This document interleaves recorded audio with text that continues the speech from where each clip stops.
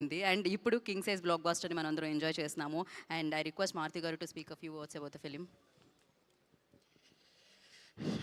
Good afternoon everyone. First of all media friends మొన్న Vimal theatre దగ్గర చాలా డిస్కంఫర్ట్గా ఫీల్ అయ్యారు. 1:30 వరకు కూడా అక్కడ షోలు పడకుండా చల్లో నుంచోబెట్టి ఇది జరిగిందని విన్నాను నేను. నిజంగా చాలా చాలా చాలా చాలా సారీ. ఎందుకంటే నాకు తెలీదు, అంటే నా కప్ ఆఫ్ టీ కాదు అది. చాలామంది మీడియా ఫ్రెండ్స్ అందరికీ కూడా 1:30కి ఒక 3 గంటల సినిమా, అది పడుకుని మంచి నిద్రలో ఉండాల్సిన టైంలో మైండ్ గేమ్ చూపించాం అక్కడ. ఆ మైండ్ గేమ్ దాని తర్వాత రిజల్ట్ కరెక్ట్గా 4:30కి ఆ రిజల్ట్ బాగా రాశారు. Thank you so much. ఎందుకంటే ఒక సినిమా అంటే ఎంటర్టైన్మెంట్ సినిమా ఏదో వేయచ్చు, కానీ ఇంత మైండ్ గేమ్స్ ఇవన్నీ ఉన్న టైంలో యాక్చువల్గా రాంగ్ టైంలో పడి కొంచెం అందరిని ఇబ్బంది పెట్టాము. సారీ దానికి. నెక్స్ట్, ఫస్ట్ ఆఫ్ ఆల్ నాకు ఈరోజు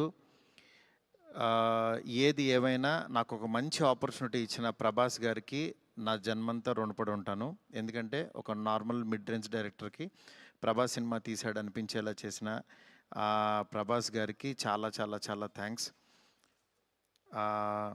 అట్లాగే ఈ సినిమాని 3 సంవత్సరాలు, అంటే ఒక 9 మంత్స్కి ఒక సినిమా తీసే నేను ఒక 3 సంవత్సరాలు చాలా కష్టపడి ఇష్టపడి ఆయనకి నచ్చే విధంగా ఆయన్ని ఇంప్రెస్ చేస్తూ, ఆయన ఎలాంటి ఇది చేస్తే బాగుంటుందో, ఆడియన్స్ ఆయన ఎలా చూడాలనుకుంటున్నారో ఆడియన్స్ ఫీడ్బ్యాక్లు తీసుకుంటూ ఒక ప్రోడక్ట్ చేయడం జరిగింది. బట్ యాక్చువల్గా ఈ ప్రాసెస్లో చాలా కొత్తగా చూపించాలనుకుని,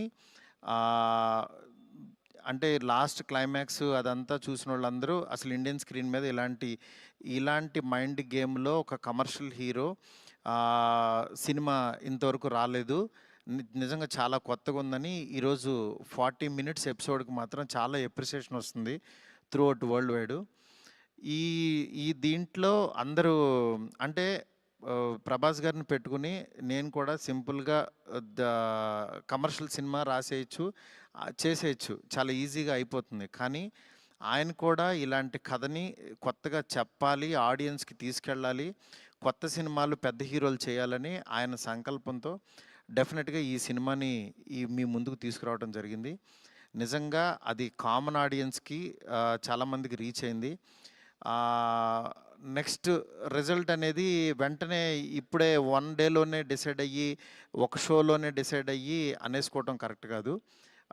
ఎందుకంటే ఇప్పుడు పండగ ఉంది, అన్ని సినిమాలు చూస్తున్నారు, చూడాలి. ఒక 10 రోజులు ఆగితే ఈ సినిమా ఏంటని తెలుస్తుంది. ఎందుకంటే ఎప్పుడైనా సరే మనకి కొత్త పాయింట్తో వచ్చిన సినిమా కూర్చోగానే ఇవి ఎక్కేసి అద్భుతం జరిగిందని అనుకో. ఎందుకంటే కొత్త పాయింట్ ఎప్పుడని ఇట్ విల్ టేక్ టైం. డెఫినెట్గా ఇందులో ఉన్న కొత్త పాయింట్లో ఉన్న చిన్న చిన్న మంచి పాయింట్స్ మాత్రం డెఫినెట్గా వీటి గురించి మాట్లాడుతున్నారు. ఈ ఎపిసోడ్ ఇలాగని చాలా కొంతమంది ఇంటలెక్చువల్ పీపుల్ కొంతమంది మాట్లాడుతున్నారు, అర్థం కాని వాళ్ళు తిడుతున్నారు, ఇట్లా రకరకాల ఇవన్నీ వస్తున్నాయి. ఇట్లాంటి దాంట్లో అప్పుడే మాత్రం డిసైడ్ చేయొద్దు దయచేసి. రిజల్ట్ కొంచెం వెయిట్ చేయండి, ఓపికగా చూడండి. నిజంగా ప్రభాస్ గారి అభిమానులు కొంతమంది అంటే అందరూ యాక్చువల్గా డిసప్పాయింట్ అవ్వలేదు, కానీ సాటిస్ఫై అవ్వలేదు. బికాజ్ మేము ట్రైలర్లో ప్రభాస్ గారిని చూపించాం, ఏది ఓల్డ్ గెటప్ చూపించాము, ఇట్లా రాక్షసుణ్ణి అనేది చూపించాము, ఆయన యాటిట్యూడు, ఆయన స్వాగు, ఇవంతా ఆయన్ని ఎక్కువ పరిచయం చేసాం. థియేటర్లోకి వచ్చినప్పుడు మాత్రం జర్కీగా ఆయనేరు అని వెతుక్కునే ప్రాసెస్లో మేము చూపించే కథని బ్రెయిన్కి ఎక్కించుకోలేకపోయారు కొంచెం ఆ డిసప్పాయింట్మెంట్లో. అందుకని నిన్న ఈవినింగు ప్రభాస్ గారి అభిమానులు చాలామంది ప్రెసిడెంట్స్ కూడా మాట్లాడారు నాతో, అన్న బాగా తీసామన్న సినిమా, ఆ ఓల్డ్ గెటప్ ఏమైందన్నా అది వస్తే కనుక మాకు చాలా హ్యాపీగా ఉంటుందని చాలామంది అభిమానులు మాట్లాడారు.